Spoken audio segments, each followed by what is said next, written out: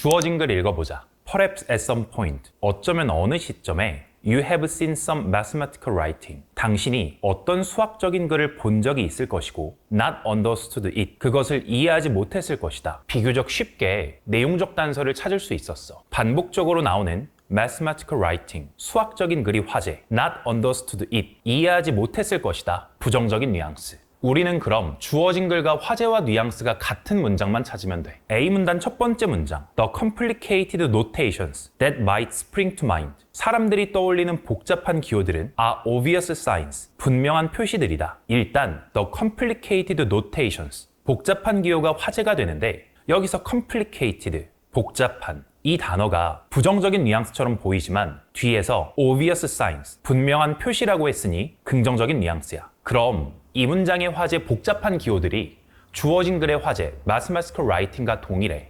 일단 화제는 일치해. 그런데 어딜 봐도 부정적인 뉘앙스가 없어. 그래서 A 문단은 주어진 글 다음에 올 수 없어. 1번 선택지 속어. B 문단 첫 번째 문장.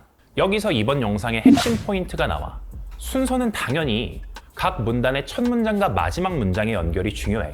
A, B, C를 각각 한 문장이라고 가정했을 때 각 문장 간의 연결이 적절한지 확인을 해야 돼. 근데 3점은 이 연결을 모호하게 만들 거야. 그때 평가원은 이걸 해결할 수 있는 확실한 단서를 넣어둘 거야. 바로 여기 명시적 단서 세미콜론. 수능 영어에서 세미콜론이 나오면 앞뒤의 내용이 같다고 잡아주는 단서야.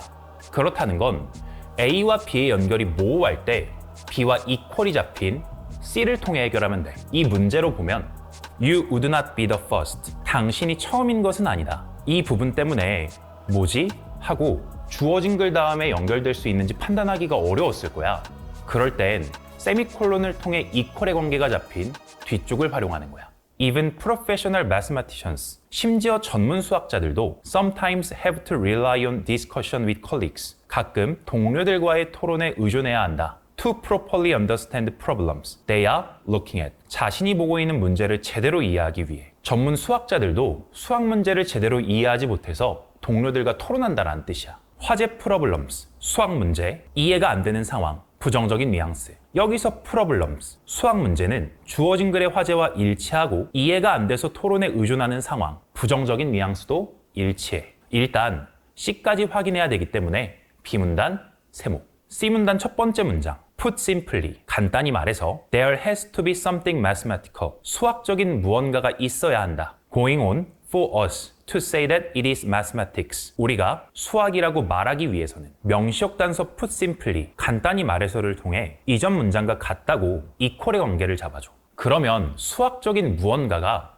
주어진 글의 화제와 일치한다고 볼 수 있는데 A 문단처럼 부정적인 뉘앙스가 없어. 그래서 화제는 일치하지만 뉘앙스가 일치하지 않아서 4번, 5번 선택지가 소거되고 주어진 글 다음에 B문단이 오는 게 확정됐어. 그러면 B문단 다음에 A일지 C일지 확인해보자. B문단 마지막 문장. But how do you recognize some writing is mathematical in the first place? 하지만 애초에 글이 수학적인지 어떻게 알아볼 수 있을까? 여기서 가져가야 할 내용적 단서. 수학적인 것에 관해 질문했기 때문에 mathematical. 얘가 화제. 부정적인 뉘앙스가 없어서 긍정적인 뉘앙스. 그런데 A 첫 번째 문장의 화제, the complicated notations, 그리고 긍정적인 뉘앙스. C 첫 번째 문장의 화제, mathematical, 그리고 긍정적인 뉘앙스. 둘 다 화제 뉘앙스가 모두 일치해. 그럼 이제 B는 더 이상 단서가 되지 않아. A와 C, C와 A 각각 연결하면서 더 적절한 걸 찾아내보자. 일단 첫 번째,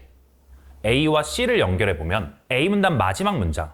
Mathematics had been going on for a long time. 수학은 훨씬 전부터 존재해왔다. Before the dashes and squiggles were invented. 이런 기호들이 발명되기 전부터 수학에 관해 이야기하고 있어서 Mathematics, 얘가 화제, 부정적인 뉘앙스가 없어서 긍정적인 뉘앙스. 여기서 mathematics, 수학은 C문단 첫 번째 문장의 화제, mathematical, 얘와 일치하고 뉘앙스도 둘 다 긍정적인 뉘앙스로 화제 뉘앙스 모두 일치한다고 볼 수 있어. 여기까지만 봐도 정답은 2번 BAC 나왔어. 혹시 반전이 있을 수 있으니까 CA까지 확인해보자. C문단 마지막 문장. That can be sometimes difficult to recognize. 그것은 수학인지 아닌지 알아보기 어려울 수도 있다. 그것이 수학인지 아닌지라고 말해서 화제가 수학일까 아닐까 모호했지만 결정적인 단서 difficult, 어렵다. 부정적인 뉘앙스가 잡혀. 그럼 A 문단과 화제가 일치한다고 보더라도 뉘앙스가 일치하지 않아. 3번 선택지 BCA